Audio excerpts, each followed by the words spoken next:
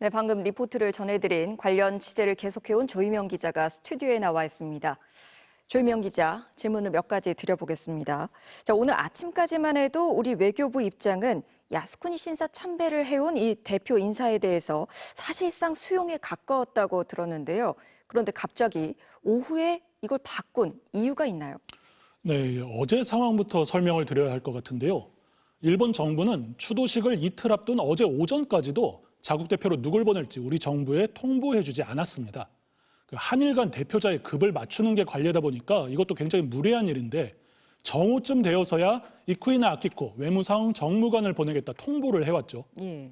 저희 취재진도 황당했지만 외교부 입장에서도 전혀 예상을 못한 인사였던 것 같고요. 그래서인지 오후에 예정된 기자단 브리핑을 갑자기 취소해버리고 아무런 공식 입장도 내지 못했습니다. 그러다가 9시간 만인 어젯밤 나온 입장이 사실상 용인하겠다는 거였죠. 그런데 이게 그동안처럼 정부가 묵인한다고 넘어갈 수 있는 문제가 아닌 게 추도식은 강제징용 피해자 유족들도 참석을 하시잖아요. 그렇죠. 피해자 유족 면전에 침략전쟁 옹호 인사를 내세웠다가 이후 벌어질 후폭풍을 감당하기 어렵다는 판단을 외교부 혹은 더 윗선에서 뒤늦게나마 내렸을 가능성이 있습니다. 예. 그런데 일본이 참석 인사에 대해서 우리 정부와 협의 없이 일방적인 통보를 했고요. 그것도 이틀 전에. 이런 양국 협의 없이 진행하는 게 좀 보통인가요? 만약에 일본 내부 행사고 우리가 그냥 초청받아 간다 하면 그럴 수도 있는데요. 예. 이번 추도식은 애초에 한국을 위해서 여는 거잖아요. 그런데도 사전 협의도 없이 그것도 우리가 가장 불쾌할 수밖에 없는 인사를 직전에 통보하는 경우는 제가 기자 생활을 16년 하면서 처음 봤습니다. 예.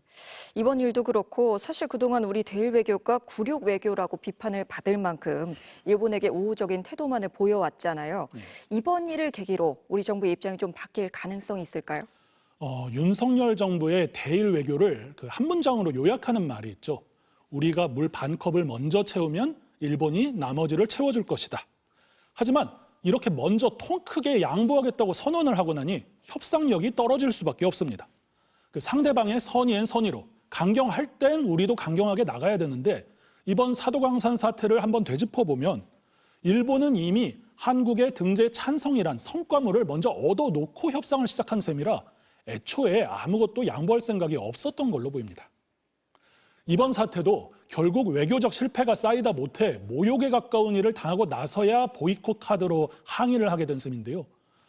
그동안 정부가 거의 유일하게 외교 성과로 내세운 게 한일 관계 개선이었기 때문에 이를 계기로 대일 외교의 큰 기조가 바뀔 거라 예단하기는 조금 어려울 것 같습니다. 예. 오늘 여기까지 듣겠습니다. 오늘 출연 고맙습니다. 조희명 기자에게 들었습니다.